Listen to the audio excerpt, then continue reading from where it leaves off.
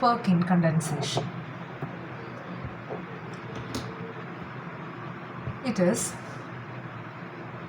a reaction in which an aromatic aldehyde, when it is heated with an anhydride in the presence of sodium salt of the same acid, gives an alpha beta unsaturated acid. So that reaction is known as Perkin condensation. Now let us write the reaction.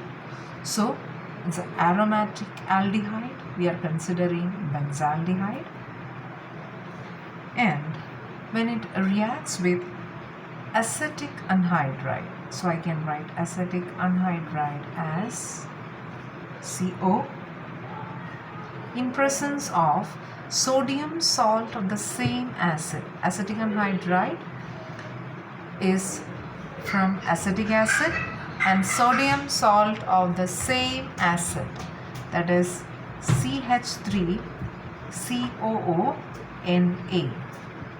It forms an alpha beta unsaturated acid. So this will give C6H5 CH double bond CH COOH along with 2 moles of acetic acid. So this is alpha beta unsaturated acid, which is cinnamic acid.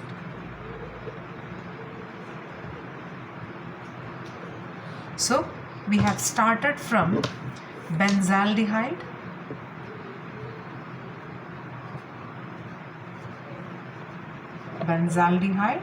this is acetic anhydride,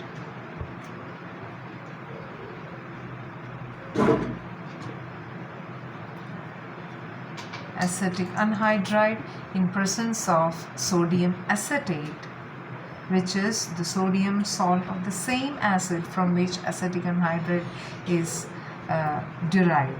Sodium acetate, which gives cinnamic acid, which is an alpha beta unsaturated acid. Now let us look into the mechanism of this reaction. So if we check onto the mechanism of this reaction, the first step,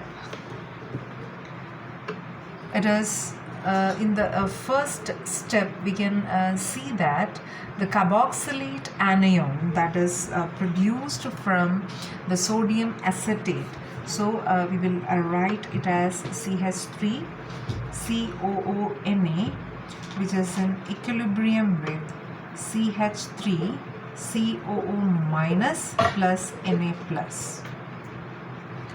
So this is a carboxylate anion, and the attack of the carboxylate anion on the anhydride to form carbanion 1, that is the first step. So let us see the carboxylate anion. This will attack our anhydride. So anhydride, let me write like CH2H C double bond O C double bond O CH3. This is our anhydride. So this will attack the hydrogen, or this will abstract a proton. The carboxylate anion will abstract a proton from the anhydride, and this results in the formation of the carbanion 1. So here when it abstracts, it forms CH3COOH, right? This will be forming CH3COOH, and what is remaining? The remaining part is CH2 minus and C double bond O C double bond O CH3. This is resonance stabilized. Okay, this part is resonance stabilized. We can write the stabilization like this. So we can write it as CH2 double bond CO minus O, C double bond O, CH2. So resonance stabilization ensures that the anion is formed, or anion formed is stable.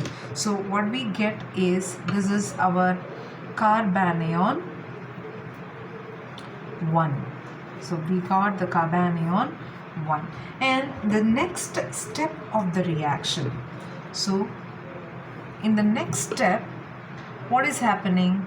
It is here the carbanion is having a more electron density. So what happens? This acts as a nucleophile. So it is the nucleophilic addition of the carbanion onto the aldehyde. So our aldehyde is C6H5CH double bond O, right? So this is our aldehyde.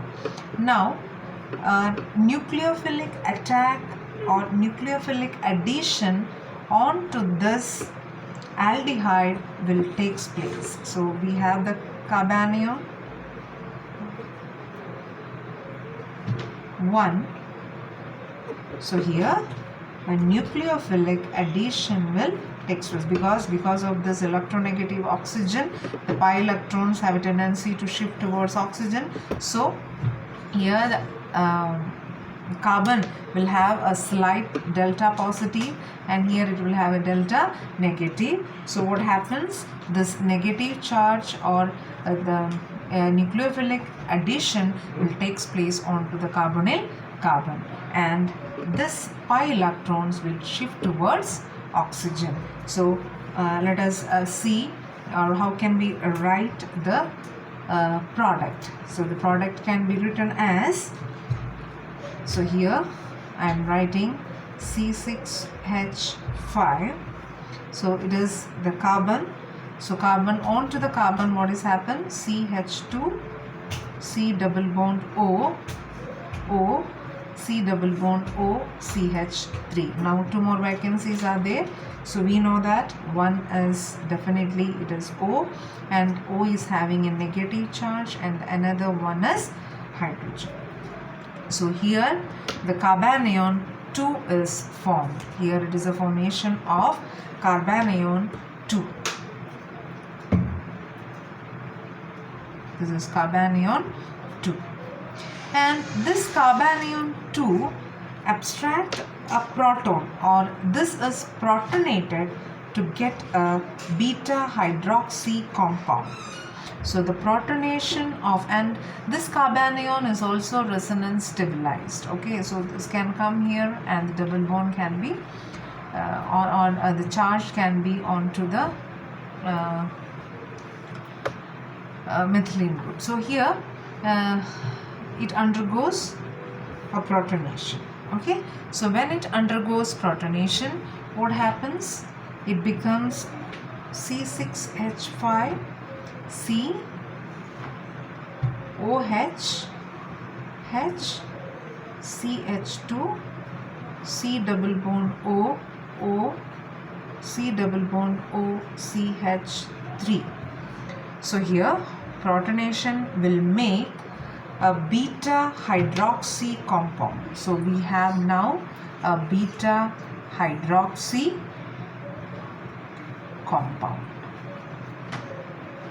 So when we have a beta hydroxy compound, we can reach on to the next step. So let us see the next step. So now we have the beta hydroxy compound. So I'll write once again the beta hydroxy compound. So that will be the next step. So beta hydroxy compound, if it is there, then there is a chance of dehydration in presence of anhydride. So in the third step, the beta hydroxy compound C6H5 COH H, I am splitting and writing is it H here, then C double bond O O C double bond O CH3. So this is your beta hydroxy compound. In presence of an anhydride, this beta hydroxy compound undergo dehydration. So here dehydration will take place.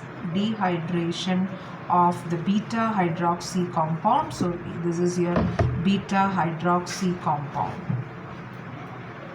Okay, so here dehydration will take place. Okay, that means minus H2O.